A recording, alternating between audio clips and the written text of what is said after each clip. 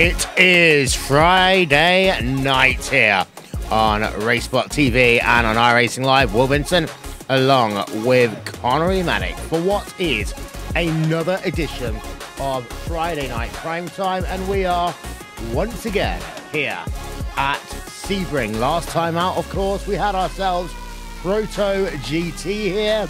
Today we have got ourselves, well, IMSA, the IMSA Sports Car Series, a series that will, in just a couple of weeks' time, of course, play host to the 12 Hours of Sebring. Today, Connery, it's a bit of a warm-up for them. Yeah, definitely is. We've basically went from last week with the Pro GT series to another group of multi-class cars in this IMSA series. But the thing is, we have three relatively full fields here with the Daytona prototypes, the GTE cars, and the German GT3 cars as well. So this one should be fantastic. But we've also got the Bathurst race coming up as well very, very soon. And, well, these GT3 drivers, even though this isn't the same track, obviously, but just gives them a little bit more practice with that GT3 car. Yeah, and I'm having a look through. There are seven World Championship rated drivers in the field for this event. And what that means, Connery, in my opinion, those who are not doing Bathurst, they are using this as a 45-minute test session. Yeah, pretty much. And, well, if you just got a look at that GTE field, it is absolutely stacked. You've got Jeremy Bootloop, that's VRS kind of sim sport driver there. We've got Anton Hegline as well, Apex Racing UK. You've got a couple of drivers further down the field, the likes of Bushfink and Core, and a couple of others as well, Gianni Vecchio, Sim RC. So GTE is where all the action is going to be for this race. As ever, we give thanks to those people on your screen. It's Vabalau, TrackCams22.com, Andres One at Iron One Design, Sam Grossman, Actioneer.in, and of course, live timing and scoring will be available throughout the course of this event. 90 seconds remaining in qualifying. Here is our track stats for this day, same as last week, really. 17 corners, 3.6 miles in length, 45-minute race here today, Connery, with a pit stop. Yep, and it's pretty much a pit stop slap bang in the middle of the race here. Couple of laps, 13, 14, 15, 16 at the max for all three of your classes. So when these cars come down on towards the lane, it will be a very, very busy pit lane. Yeah, and of course, only being a 45-minute race, as Connery just said, it will be very tight. So drivers need to pay attention as they come on and they come off of pit road. Here is a look at your top three in qualifying momentarily. You can see, in terms of prototypes, it is Fabrice Cornelius leading the way over Fraser Williamson by just under 2 tenths of a second. Carlo Labatti in third. In GTE, it is Jeremy Boutely from Antoine Heglin from Gianni Vecchio. And then it is Jack Sedgwick from Pashas Gergis and Jorge Blasco Valls, who round out your top three in your GT3 class. And what we can see, GT3 is the most spread out of your fields, Connery. Yep, exactly. Well, the strength of field for that one is going to be actually the middle of the three classes here. 47.84 is the strength of field there, but there are of course quite high numbers down in that field. But looking at the top of it, Cedric, Gergis, and Valls, that is going to be very interesting. Bradley Haley as well, sort of a slight newcomer to iRacing as well, getting himself up there at least inside the top 4 now. So let's just see what magic he can work. And I'm actually surprised in the prototype field with the effort of Fraser Williamson to only be 2 tenths off of Fabrice Cornelis. And remember, this Venfall car, well, not its exact one since it is the Corvette Daytona Prototype, but the same team won SportsCar Open with the help of Cornelis, so he has done very well to get himself up there. Oh yeah, indeed. We do have to apologise for this glitching that we have with some of our pit cameras, so we're just going to try and move to somewhere else. We are going to try and do that. And actually what we are going to do is going to run you through your starting grid for tonight's event here. This is Friday night prime time.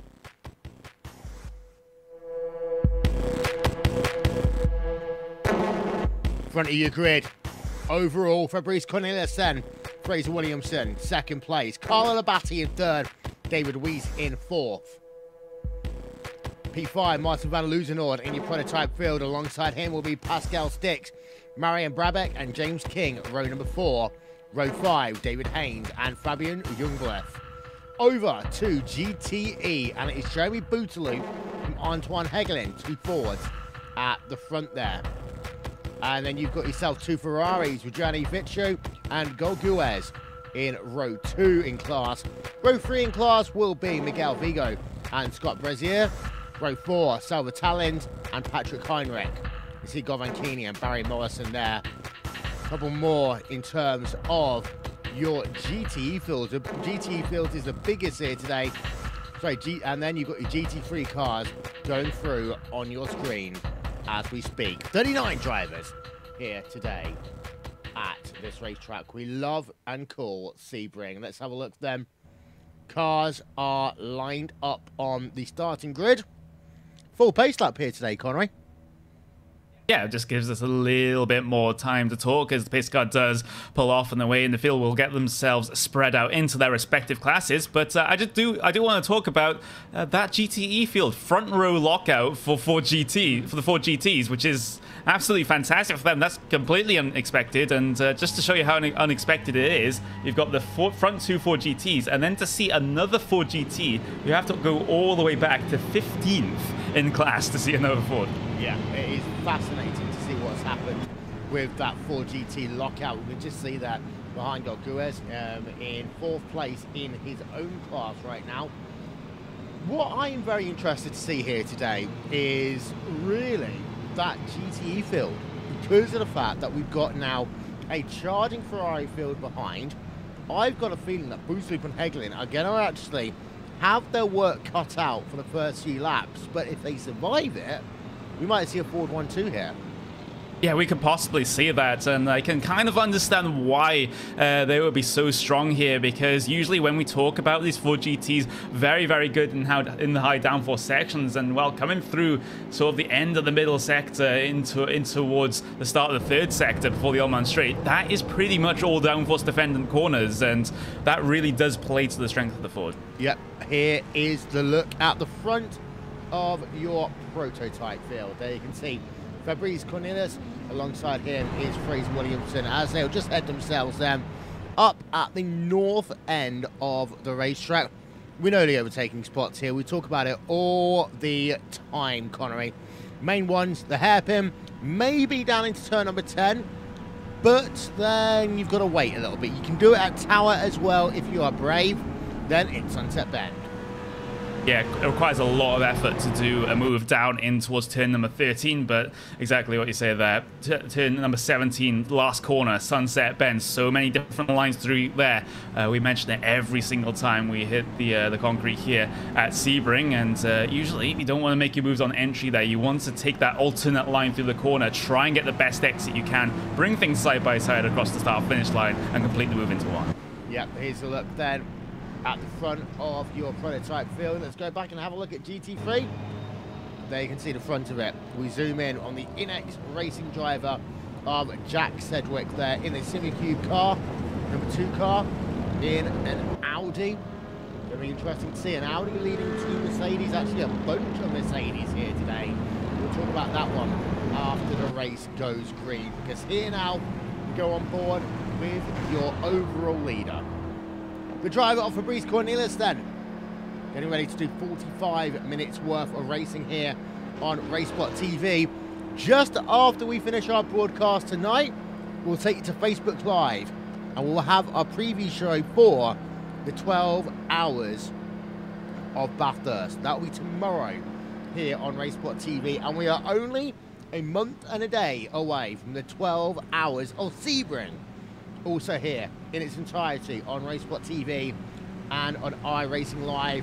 Big gap then between your 3 classes of field. Fabrice Cornelius going to work himself on the outside through Sunset Bend. That's all fine, as now the drivers will work flat out because the green flag is out here at Sebring, and the cars will storm down to what can be a difficult and tricky turn 1 here. Behind the GTEs, they get themselves going. Look at how bunched up they are into your first corner here today. And behind, we've now got ourselves the GT3 cars doing the same as well. Everyone is underway. I think everyone is okay for the moment. There's a lot of two-wide racing, though, going on in GTE.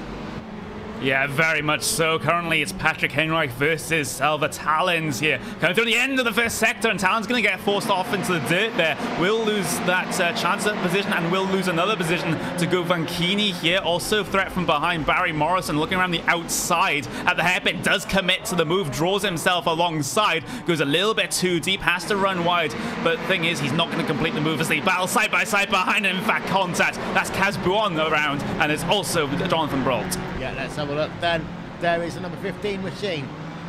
And we'll get ourselves a replay of that one very quickly for you. There is Caspon. Down into Cunningham corner.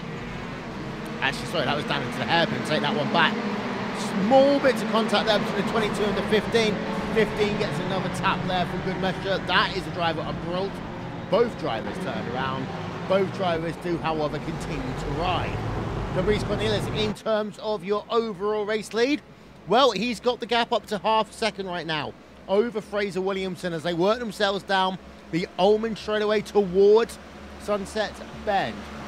Williamson closes up a little bit, but not enough for the moment. Back, though, in GTE, it's Higlin going to the outside of Jeremy Bootsloop. This is for classification lead. The high line being taken by Antoine Heglin, the low line by Jeremy Bootsloop. They come out of Sunset Bend, and the status quo remains. Higlin cannot get past.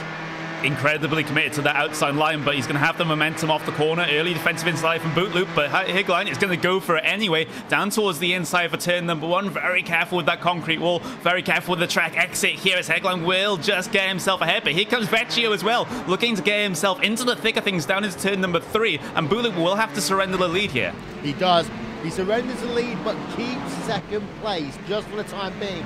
That was a good move there by Vecchio, trying to force Jeremy Bootsloop to stay on the outside line into turn number 2. It didn't work, however, and Bootsloop only loses 1 position and not 2. Behind, we've got ourselves Golguez, and then, oh, bit of a block up there by Gianni Vecchio in the number 6 car.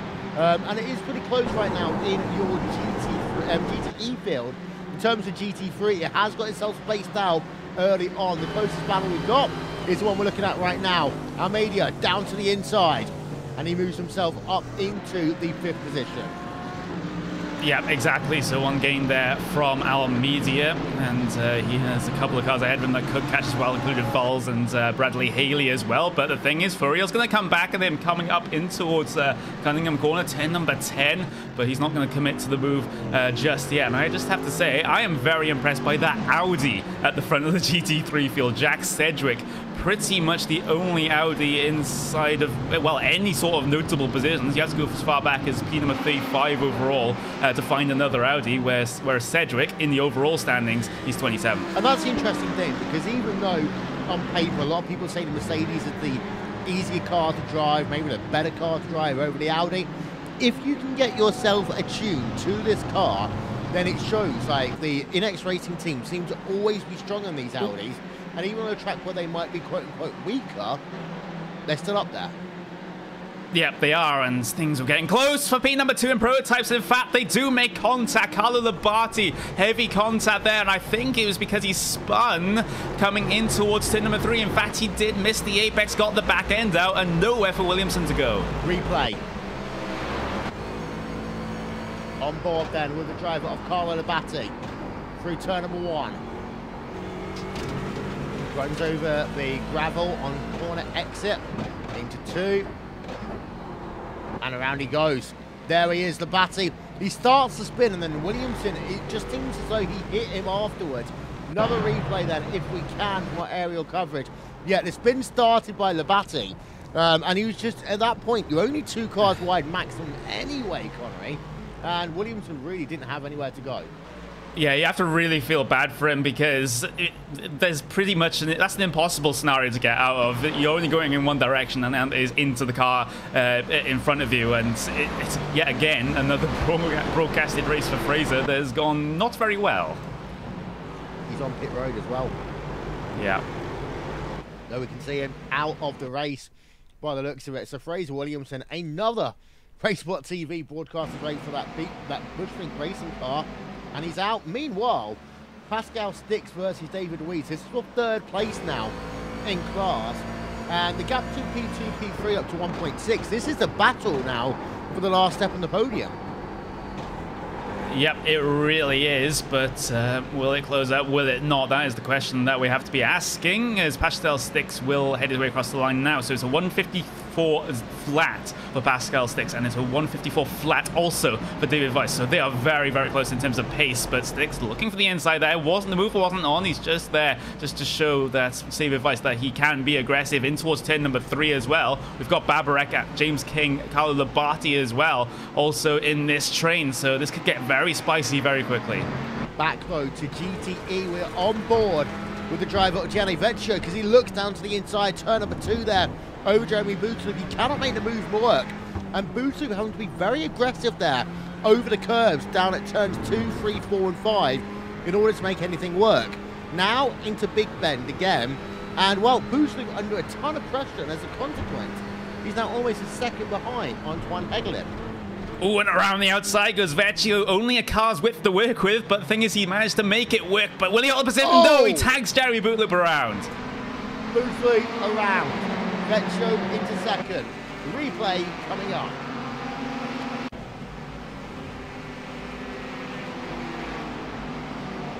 Here we are on board, and actually looking from above there with Boutsouf. Just what we like to call aero loose, shall we say there, Conrad? Yeah, let's just explain it like that and leave it at that. It's just an absolute shame for Jeremy Boutsouf, as he does drop quite a couple of positions. In fact, he's down in P number 12 in class, so that's a net loss of what is going to be 11 positions, 10 positions out there on track. So yeah, he's going to try and get past Gregory Zazon here, but the thing is, how much damage is there to that 4GT? It's a little bit on the rear end, so shouldn't affect him all that much. The diffuser is bent up a little bit though, so we'll just have to see. Yeah, meanwhile, the battle going on will be 4, 5 and 6, we were just showing you. That is Miguel Vigo, Scott Brazier and Patrick Heinrich for P4, 5 and 6. In your GTE field, this is very close actually. In fact, we are going to have side by side out of Sunset Bend for the moment. This was Brazier and Heinrich there. Very close. Brazier looking down to the inside, but just couldn't get the advantage coming off of the corner. And this is a nice little scrap going on there in this GTE field. Just to give you an update in GT3 land, well, we have now got a battle going on. This is between Bradley Harley in 3rd place, Jorge Valls in 4th, and Armedia in P number 5. That one is not going away. Yeah, definitely not. As Haley did say 159.7 last time by, 159.7 from Valls as well. But the thing is, that's just 100th of a second faster. And he has to also be concerned about Almeida behind him as well, who was a couple of tenths faster on that last lap. So Almeida catching both of these cars in front. But the thing is, there's an obstacle between him and getting himself on towards the podium. And that obstacle is Valls. It is indeed. To give you an update, by the way, Fabrice Cornelius has checked out. When I mean checked out, I mean absolutely checked out over the last couple of laps. Look at this. At least a second faster on lap 2, lap 3 than Martin van Loozenhoorn. 6 tenths to a second faster that last time by. Cornelius now 5.5 seconds ahead of van Loozenhoorn. Pascal Stix there in the 3rd place. 3.4 seconds, 3.5 almost behind van Loozenhoorn. You've got to be a little bit despondent. You're less than 10 minutes into event, and already you're 6 seconds behind your race leader. Yeah, exactly. But the thing is, Fabrice Cornelius is basically one of, I'd say, one of the top 5, top 6 drivers in these sort of prototype cars, whether it be the HPD or the C7 DP. He is very quick in both of them, so I wouldn't feel too bad in this sort of situation if I was losing all those sticks. Keeping it with your prototype field for the moment. This is Stix versus Brabec still going on for P number 4. We go on board actually with the driver of Brabec right now as he just works himself through Big Ben. Gap is 7 tenths to a second, actually losing time right now is at number 31 machine. So we're going to cut away from that and we'll go back to have a look at what is going on in GTE, because there's so many little battles going on right now. Down in your field, you've got yourself Salzburg, who were turning earlier on in the number 22 car, Although I have just noticed that there is a battle going on right at the rear end of your GT3 field. This is Jose Malbrain right now, trying to get himself past Shafranca into turn number 1, and it looks as though he has got that one done. So move Jose Malbrain up into 10th place in class, and Shafranca is now down into 11th in the number 17 machine. Yep, he is. So it's good to give a little bit of the spotlight to the drivers further down the field that might not otherwise get it. But there's also a battle ahead of these guys as well between Rebecca Pauline and Arcadius Newman as well. That one has closed up very, very slightly on that last lap. So it could be a thing if Pauline can just lock herself onto the back of Newman. We're on board actually right now with Rebecca Pauline. And having a look at their last lap times, it does look as though that Pauline was about a tenth of a second faster. Now that is pretty much standard when you're running in the draft here. But Pauline tries to put pressure on then on the exit Cunningham corner. Now through Collier towards Tower corner. Cannot do anything for the moment. But we'll go back on board and see. This is the run from Tower then down to Le Mans. Absolutely beautiful in a GT3 car. Let's listen in.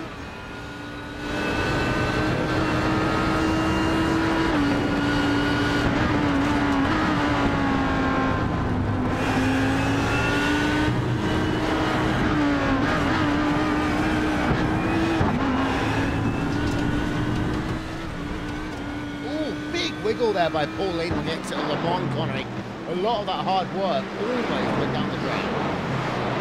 Yeah, almost. And we saw it in Cunningham as well, because she got the back end out there as well. So just needs to settle herself down, just get herself back into the rhythm, and then she can go on the attack in the next couple of laps. But looking further up the field, in your GTE field, in fact, Joel Guez currently coming under pressure from Gianni Vecchio. Vecchio caught up 0.2 of a second that last time by. And of course, Joel Guez, provider of Joel real timing, and well, that's not we commentators use quite a lot, so we kind of like Joel Guez, but the thing is, Vecchio is very, very strong in these cars, so he could try to take P number 2 here. I think I'm actually one of the only Racesport TV commentators not to use JRT. It's because you use ATVO, and if you're broadcasting, you're usually streaming it as well and have to do the graphics. Yeah, so, sure. Yeah. But everyone else does, so... Hi, what's up, Joel Guez? How's it going? Johnny doesn't. Johnny doesn't. Johnny actually uses ATVO.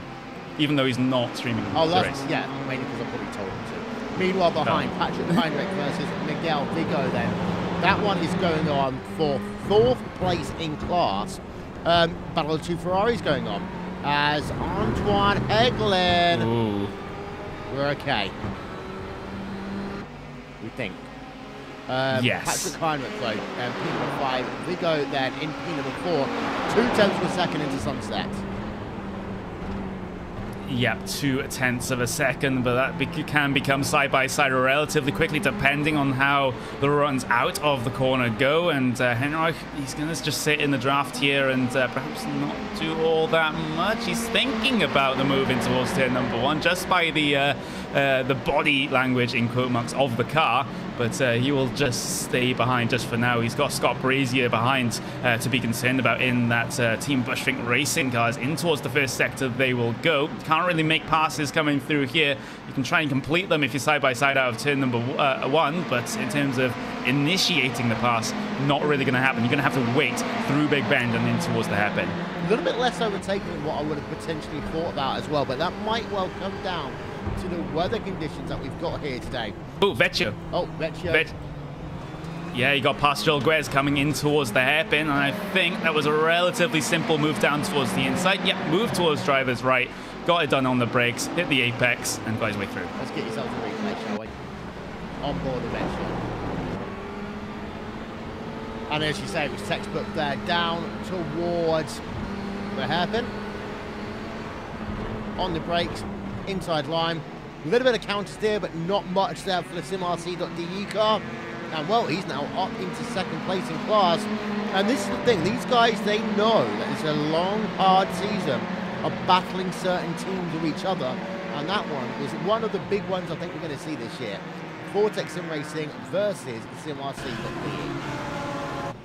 Yeah, absolutely. And you also can't forget that Vortex Sim Racing, well, back in the 24 hours of Daytona, they got oh so close to picking themselves up a win in this GTE class. So they should be very, very happy with the P2 in that race, but the win would have been so much sweeter. And I think if that is anything to go by, they'll have a pretty good 2018. Oh, yeah, indeed. As there is Gurazan on board of him as he completes another lap. Time race, of course, we've just done about 16 minutes of that event right now. Scott Brazier right behind there.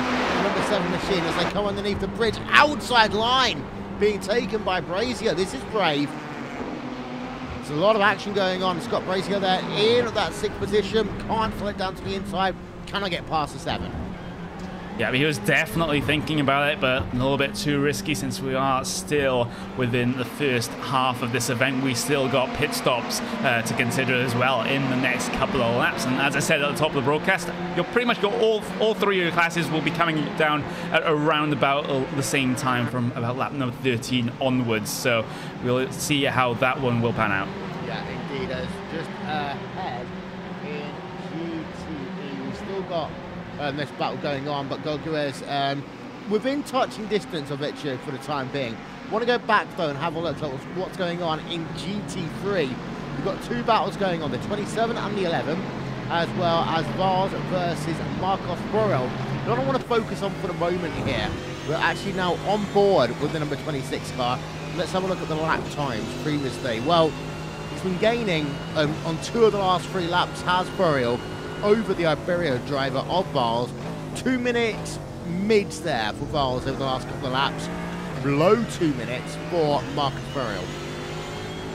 Yeah, exactly. So Canferill will continue on that trend. 0.2 of a second was the time gained that last lap. But will he gain on this lap? That still remains to be seen. But as you say, there is still a battle ahead, and Almeida versus Haley as well. So 2 pairs of 2 further up in your GT3 field for the moment. But I don't think Furiel is really getting all that much closer. Let's just see what he's able to manage coming through the final sector and perhaps set himself up for a run in towards the Sunset Bend. But I think he's just way too far back. Yeah, and he's actually dropped back about a 10th this last lap as well. So that's going to be one to keep an eye out on. We have got a close battle going on. King versus Weiss there. Pit number 5, pit number 6 in your prototype class. David Weiss, last time by, did a 1:53.7. Weiss doing about similar lap times there, but nice little scrap going on in your prototype field. In fact, this is the only real scrap going on the prototype field right now. P6, P number 7, as they will come through. Ooh, bit of a lock up there. We're on board with Carlo Batty. Sorry, that thing. Weiss, actually, we are on board with David Weiss. It is James King ahead of him, but a bit of a lock up there by the number 24 car on the run through Tower Corner. Yep, it really was, as they head their through the final couple of corners. And behind these guys, we have a certain Carlo Labate that had an instant at the start of this event. Self-spin coming out of turn number 3. But the thing is, he's gaining a couple of tenths on the guys ahead every single lap. So that damage not really affecting him all that much, at least compared to these mid-pack runners. As coming through Sunset Bend now, oh, he's locked right under the back of Weiss going through there. And as a consequence, he should be on towards pit road. On towards pit road. Go on. Yeah, that could be... yeah, that is definitely strategic. We're trying to get the damage repaired there. He's probably going to take the fullest tank that he can in this sort of situation, going for the early stop, try and get himself to the end of the race with a less damaged car than the first stint. So let's see if that happens. Gets himself stopped in the box and will only be taking fuel, and the crew will be able to try and repair that rear end damage. In fact, they do push the bodywork right back out. Yep, so that will be an advantage then. And Carlo Labate should be coming out of pit road in a few moments' time, but he's going to be very close to being in some traffic. On board. My word, is he a lucky cookie. He only has to pass one of them. I'm allowed to say lucky. Yep. Oh, that was close. Yep, and actually, Guez managed to make his way through, so Guez basically using the prototype coming off pit road as a pick, but Guez, he messes up the exit of turn 3. Side by side heading through Big Bend now. Betchu on the outside will also be the outside for the hairpin as well, so battle of the late breakers in towards the hairpin now. Break pretty much at the same time and the same effort as well. Guez holding the inside line very well here, but the thing is, he can't draw himself alongside it. Actually does. Oh, the spins around, as also does Betchu in the middle of traffic as well. They have to take a huge avoiding action. Well, we were on a replay just showing what happened there to enable Guez to get past. We might as well stick on that one. Remember everything Connery just said over the last few seconds, but this is where it all started, down at the hairpin. They get themselves side by side. SimRC.D on the left-hand side, Vortex Sim Racing on the right. And it's just that little run out of the hairpin, that run just before Fangio. And well, go Guez then, just having to allow pretty much everyone to go past him. Can I just say, that was almost a mirror instant to the instant that Betchu had earlier on in this event. Same time, same place, same sort of situation. This one is a little bit more fair in terms of him trying to go full position. But yeah, it's just exactly the same thing. Let's have a look at this one from Betchu's position. Loops it around. And he doesn't get hit by anyone. He just decides to pull that car into a pit road. Yeah, exactly. You had Vigo and Henrich and Govankini as well. Oh, Kini was so close to clipping the front end of the Sim RC car. That was insane stuff. This must be no more than a couple of millimeters. Yeah, as Giuseppe Muia on pit road right now, number 33 machine. In a Ferrari GTE on towards pit road. Going to do some service. Of course, tomorrow, Connery, we're going to see the GT3 cars in action in terms of Ferrari as they go up and down the mountain at Bathurst. Yeah, exactly. So we can't really treat this as much of a preview of things to come because, well, they would rather be practicing that Mount Panorama track rather than the Sebring circuit. But Jack Sedgwick still running very, very well. He's got no pressure from behind at all from Michelis Georgis. And, well, he basically just has to run this thing to the end now, get that stop done, and just cruise throughout the second stint. About 4.5 seconds right now is the gap between Sedgwick and the driver of Michelis Georgis. No pit stop yet for Jack Sedgwick as he remains in the race lead in that class. Govankini, by the way, up into 4th place right now in the, I have to say, an old Playboy car, Connery, as he now puts a battle against Patrick Heinrich. And that's now really brought this GTE field together, that crash, because a couple of people slowed down, allowed Keeney back into the mix, allowed Brazier back into the mix. Yeah, that could very well be the case as full car train heads its way through Le Mans. And Vigo had a little bit of trouble there getting over the curb, but his momentum isn't severely diminished as a result of that one, as they just sit in each other's draft here, coming down towards Sunset Bend. And, well, looking at the lap times, you have to say Govankini is the one that and Scott Brazier, the two at the back of this train, are the favourites in terms of lap time. But will that be the case the next time, boys? They head their way through Sunset Bend. And Henrich not close enough to make a move down in towards turn number 1, and Brazier also not close enough to his man either. We should be due pit stops in the next 2 laps, by the way, just to let you know. We had a couple of people come in. Fabrice Cornelius, by the way, has pitted from the overall race lead and has come out, and that means Martin van Loozenhoorn is classified as your race leader. Uneventful stop for Fabrice, though. 11.5 seconds on the gum, 35.4 end-to-end.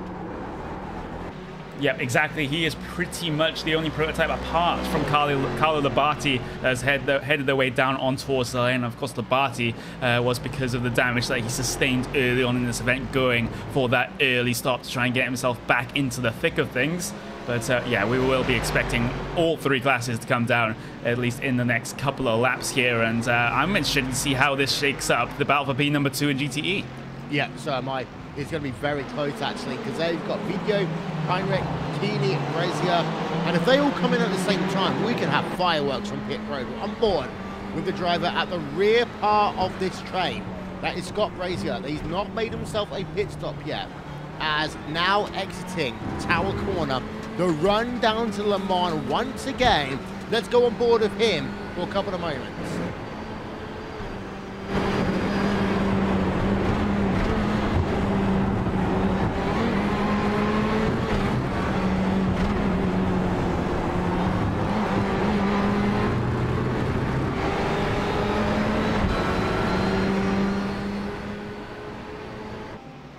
Well, they are all still in that draft lock formation.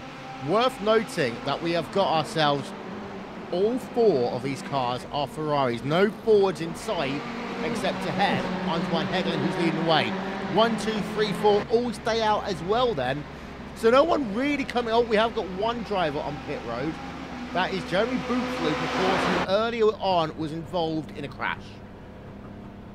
Yeah, he was crashed at pretty much the front of the field as well, was part of that Ford GT front row lockout in qualifying, but, you know, things just went very, very badly for Jeremy Boothloop in that first couple of laps there. He will get himself stopped in the box and will get the fuel to the end of this event, and it's basically a recovery drive for almost the entirety of this event for Jeremy Boothloop. Let's see how high he can get. Yeah, I have to say, I'm surprised actually at how many sponsors are now on the side of that Koan Sim Sports car.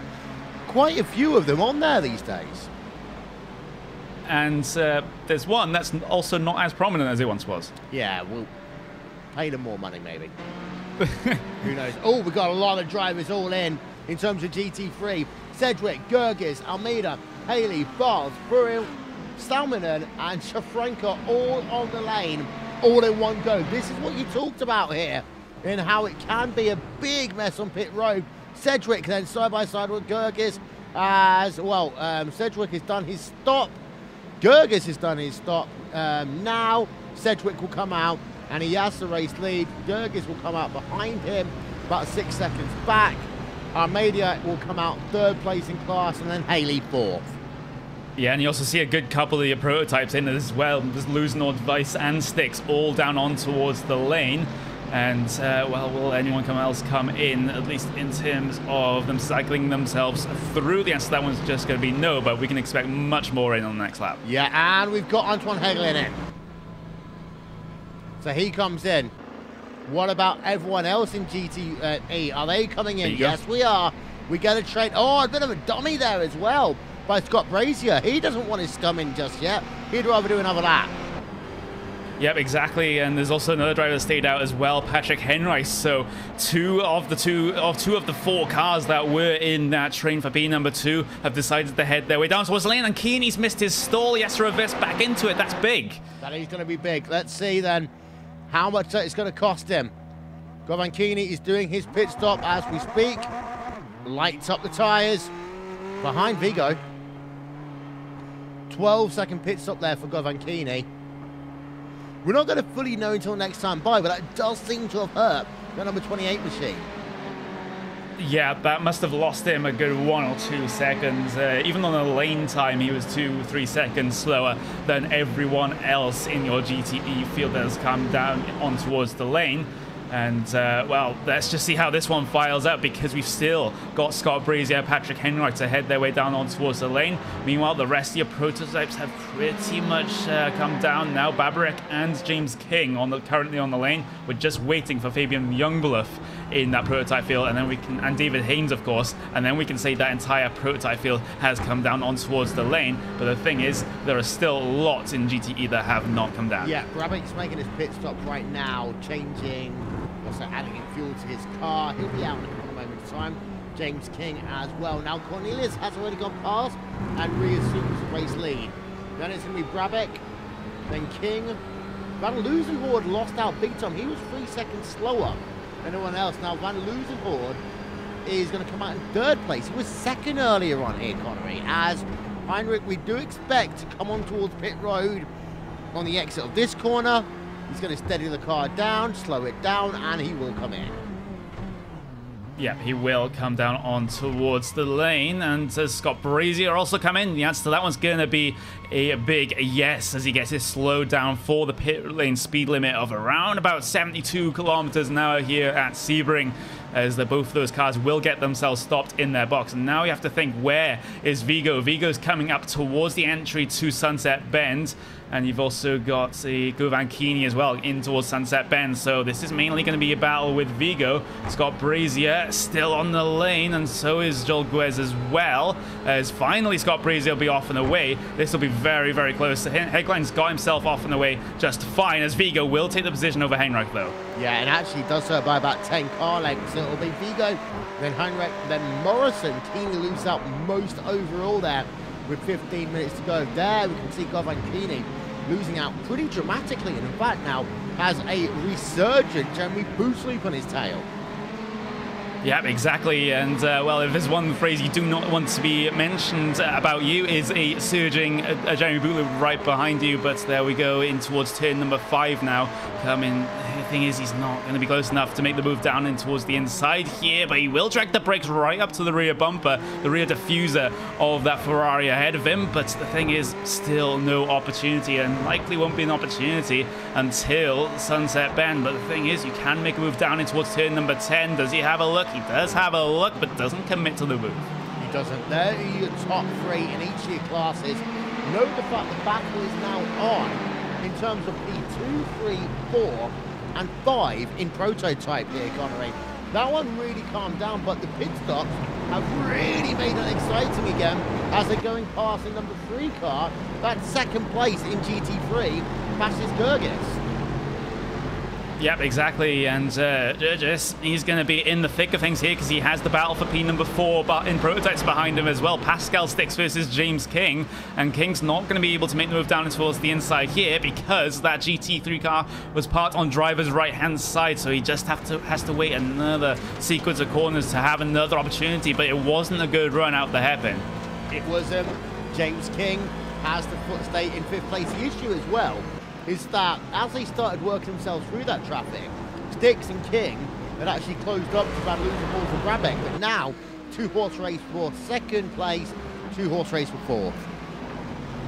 Yeah, exactly what it is there. Is head their way through turn number 13 of Tower, as King had a little bit of a moment on the exit of the corner there, but nothing to be too worried about. This battle between Govankini and Jeremy Bootloop is still very much on. Bootloop caught 0.2 of a second on that last lap, and he's looking much, much faster than that with how he's harassing the back of Kini. Let's have a look on board then with Govankini Racebot TV fan immersion.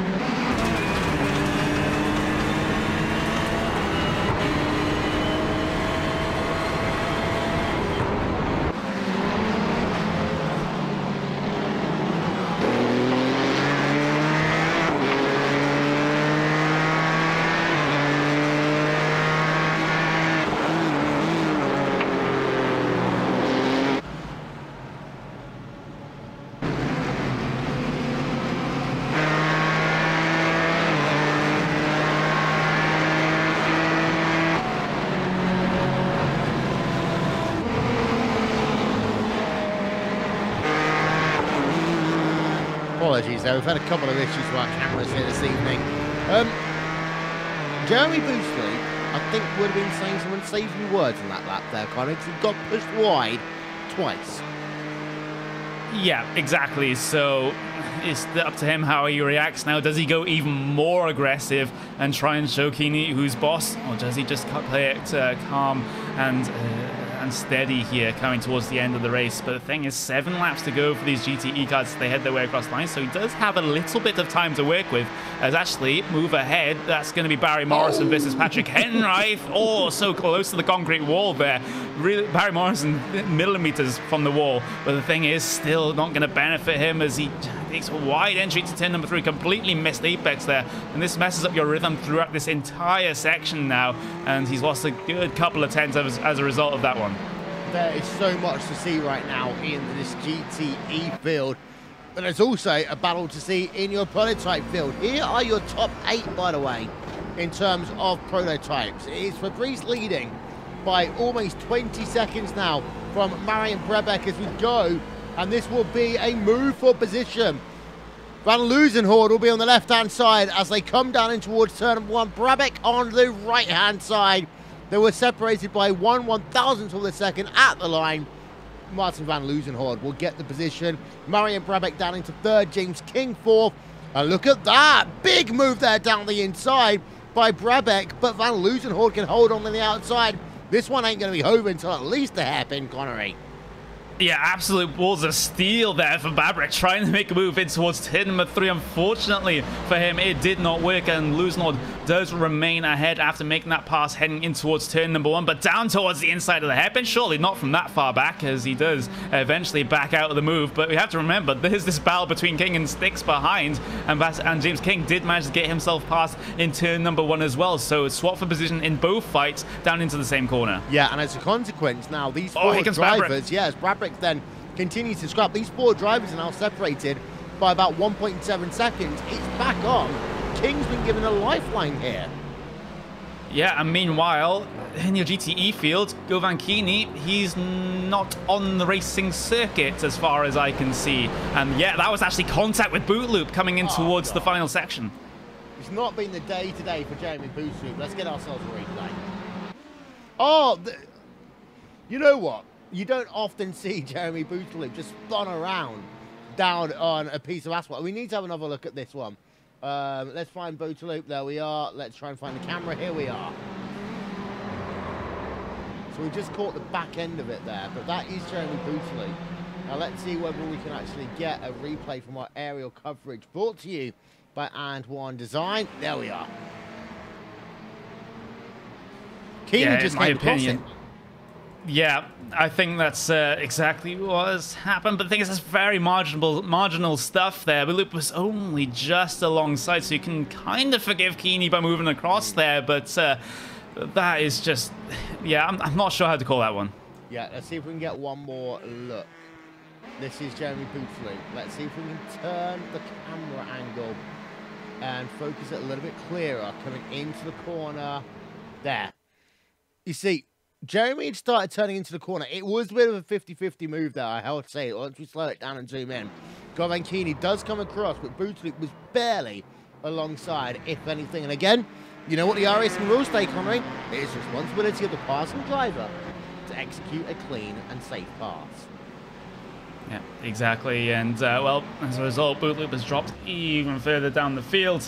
And, well, for what was your pole position sitter, it hasn't been a very great race session, but still, looking back at these prototypes, still a 4-car train for P2, just casually. Yeah, as just having a look there, Pascal Sticks and James King have really closed up now. This will help a little bit. They can use the draft in some of the faster sections of this racetrack, but Brabec has realised this and is just allowing himself now the opportunity to try and get back outside of the draft range by dropping back from Van Loosenhoorn on the twisty sections, and now he should full pelt it all the way down these long straightaways. Although he is 9/10 back from Van Loosenhoorn, he risks now losing the draft himself. Yeah, he's around about what was going to be around 3/4 tenths of a second slower that last time by, so this may be just an overall pace difference between Loosenhoorn and Brabec. Let's just see if that theme holds true as they head their way across the line. It's going to be a 1:53.2 from Brabec. That is much better than his previous effort, but the thing is, Loosenhoorn just goes one better, 1:52.7. Yeah, indeed so. So let's have a look back down to GTE. Morrison versus Heinrich. Going on for 3rd place right now. And Morrison, well, holding on for the moment. And let's just try and see whether we can pull this one. Ooh. Oh, what's happened? Oh, he's gone wide. Almost spinning it there by the number 7 car. Yep, the Pure Racing Team car definitely having a couple of issues coming out of that particular section. I think he just outbroke himself and just locked up that right front tire, just had to push wide, and that is an uncharacteristic mistake from Heinrich there. Just allows Barry Morrison to get himself all the way back ahead, and Morrison did actually manage to make that pass on the last lap as well, so good for him to try and get himself up into the final step of the podium. He's going to be about +7 for the day. Yeah, and it's also worth noting that at that point, I think he wanted a new pair of underwear and some fresh tyres. But Now Heinrich's being really collared in by Scott Brazier. I think that Heinrich's tyres are just gone.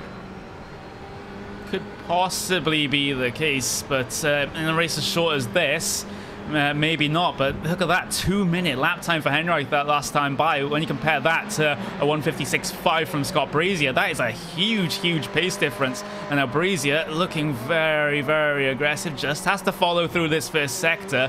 No balls of steel move down into turn number 3 at this time from the GTE Bushring Racing car. But the thing is, set up the move for the hairpin is what you have to do heading through Big Bend. I don't think he's going to be close enough unless he wants to do an almighty dive bomb down towards the inside. So he just has to be patient, just has to wait about 3.5 laps to go for these GT cars. Has to pass. As we go back over to your prototype field, and again close to the wall there for James King for the run from turn number 1. Having a look at the times, we've got 2 laps and this one to go, Connery.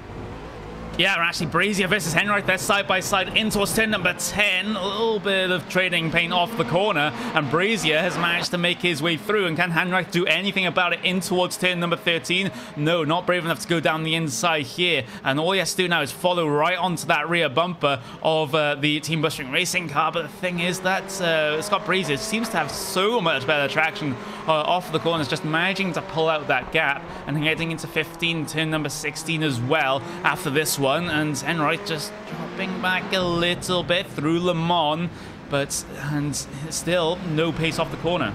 Yeah, and James King 3rd place in class, and there's a battle and there's a crash. Brabeck's turn around, number 31 car. Oh, but secondary crash. That takes out the number 24 machine of David Weiss. We need a replay of this one. Yeah, we very much do, as, well, the instigator of that first incident, Babarek down towards the inside from so far back in towards turn number 10 there, and again off the corner, he just gets tagged from James King, and then it's an unsafe rejoin for Babarek there in the middle of traffic, and that is very, very scary. Yeah, here we are then, on board with the number 31 machine. I mean, that was a very late move there by Brabeck over the Team Bushring Racing car, to the point that he almost had 2 wheels on the grass coming to the braking zone. Yeah, exactly, and then things just go from bad to worse with that very unsafe rejoin. He drives across the track and then back across the track, which is not really what you want to do. And, well, there's another car off there, in fact, that I just spotted, but I'm not going to be able to get that one for you on the live pictures. But, yeah, that was just... yeah, there's no need for that. No, and that second incident was just, in my opinion, silly. Not just silly, it was very, very silly. But the thing is, the battle for P number 3 is still going to be on, believe it or not, because James King, Pascal Sticks are still out there racing for position. Early defensive line from James King in towards their turn number 7 hairpin. Sticks has to hang it around the outside, but not able to, and just has to file in behind. So battle for the final step of the podium is still on. Yeah, on board with Sticks on the run down into Cunningham Corner, turn number 10 on track. 2-minute warning. Less than 2 minutes to go here, and that means that the next lap that will be started will be the last, because there is Fabrice Cornelius. He is, well, 1 minute 30 now away from the time expiring, and he will be onto his last lap next time by. Sticks versus King is going on. Morrison versus Vigo for 2nd place in GTE. Here he comes, down to the inside, Barry Morrison up into 2nd place, or is he? Yeah, it all depends on how they take this final, well, this first corner, in fact, because Vigo takes the extreme outside line, but not able to get the run in towards turn number 3. So that was a good move from there from Barry Morrison, P number 2, and +8 for the day. Yeah, so that is Morrison up, and he's had a fantastic day. I want to talk about him after the race. Of course, we haven't got much, unfortunately, today in terms of post-race coverage, because we'll be on Facebook Live in 14 minutes for our preview show of Bathurst. But here comes Sticks then to the outside of James King in towards 1, taking the ultra-wide line, cannot make it work. This is it. This is a white flag. There is no more time going to be remaining on the clock. Oh. Missed apex there for James King, though, so this battle is still on. It is, as they'll head themselves now towards Big Ben, although Sticks has a horrible run there out of turn number 5, and it seems to be who wants to throw this finish away the most. Yeah, that definitely seems to be the case. So pressure really getting to both of these drivers as entry oversteer for Pascal Sticks and almost exit oversteer as well, coming out of the corner. And this one still remains in James King's court right now. He has the favorable position, having to defend on the final lap, but Sticks much better on the brakes in towards turn number 10. He's brought himself back into this. Yeah, he has. Anti-Salmonen, by the way. We were looking to see whether or not he can make a pass over Marcus Furiel. He couldn't. Meanwhile, Fabrice Cornelius already doing the weaving down the Ullman Shredaway in the number 1 machine. 7,928 iRacing coming into this event. Let's add a bit more in out the final corner. Fabrice Cornelius is going to be your winner here at Sebring, but what about behind? We're going to bring you up to speed on that one, although it does look as though that Pascal Sticks is nowhere near close enough. In fact, not even close enough. What's going on?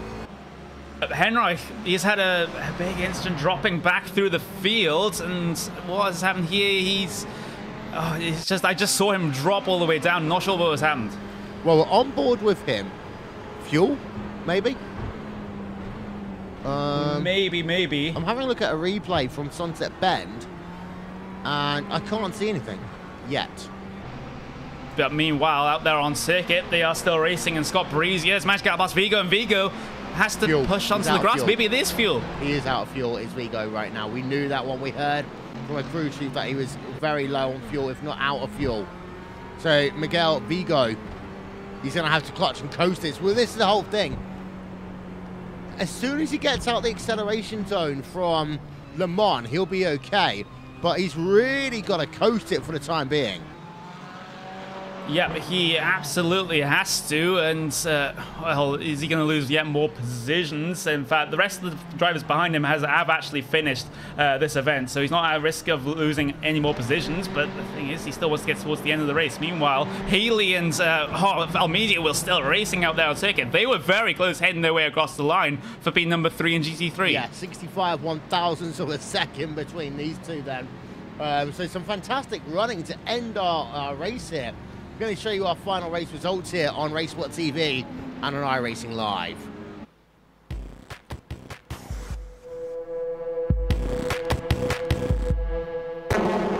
Prototypes. Fabrice Cornelius wins by 21.8 seconds. When all is said and done, James King and Pascal Sticks then. 3rd place, 4th place, Carlo Labate in 5th, Marianne Brabeck in 6th. Fabian Jumbluff, David Weiss, David Haynes, and Fraser Williamson rounds out your top 10. In fact, that's all you've got in terms of your prototype, just 10 of them. Over to GTE. Antoine Hegelin takes victory by 13 seconds. Scott Brazier, 3rd place. Patrick Heinrich in 4th. Miguel Vigo in the 5th place. Giuseppe Mia, Jeremy Bootsloop. He had a horrible day in the end, did Bootsloop. Goguez, Salvia Talent, and Jonathan Browlett. They are your top 10. Remain the results up on your screen.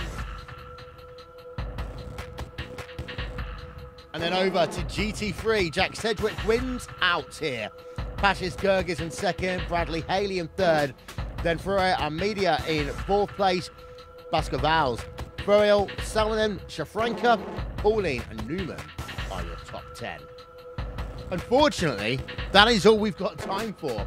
We are having to close this one down for good reason, because we're about to head ourselves over and talk all things Bathurst. So thank you for everyone who's been a part of our broadcast tonight. That guy is Connery Maddock. I am Will Vincent, and we will talk to you all next time. Good night from Sebring.